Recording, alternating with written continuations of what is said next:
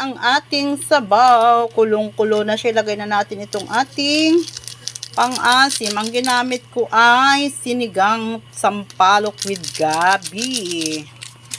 Sarap yarn.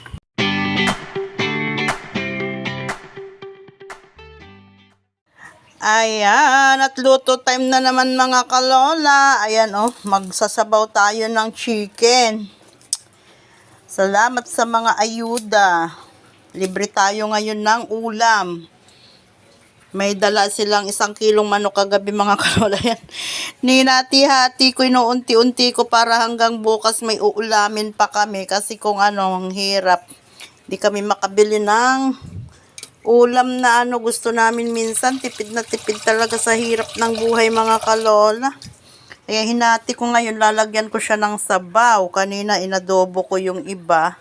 Tapos may konti pang natira dun kasi 1 kilo. Yun yung tinolakat sa Robinson na dala nila kahapon. Binili nila sa Robinson. Ngayon hinati-hati ko. At yung aking anak naman na isa kahapon. Ayan. May ayuda din sa amin na bigas. Kaya libre din yung aming bigas ng 1 linggo. Ayan Yung anak kong pangatlo naman ang may bigay.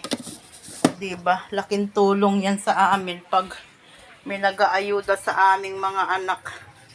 Libreng ulam, libreng bigas kung ilang araw. Diba? Siya din matitipid ko. Kasi hirap na din ako sa mga kalola. Daming obligasyon. Daming bayarin. Kala nila lagi akong merong maraming dumadaing, di nila alam. Kapos na kapos din ako, Diyos ko po Lord. Kaya dinadaan ko na lang minsan sa tawa, pero minsan nakakalungkot. Dahil ang buhay natin ay hanggang dito na lang yata. Pero sabi ko nga, wag sukuan ng pangarap, lagi lang magsipag. Bibigay din ni Lord yung ating mga hiling sa balang araw mga kalola. So, ayan, luto lang muna ako bago tayo magdrama.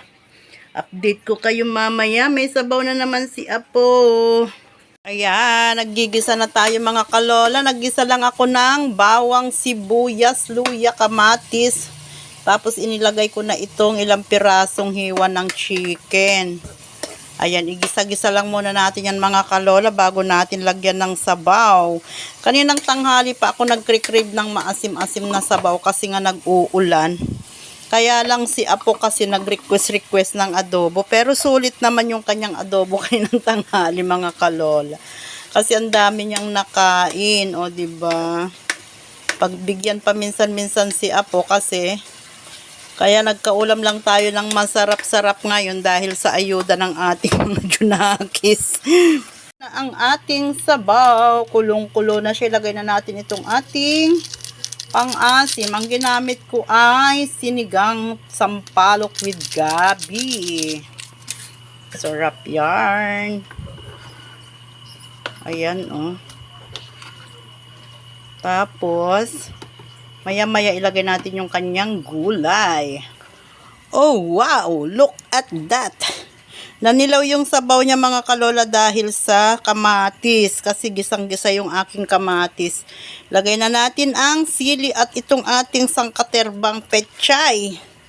Sadya ko talagang dinamihan yung pechay kasi, ayan puro pechay.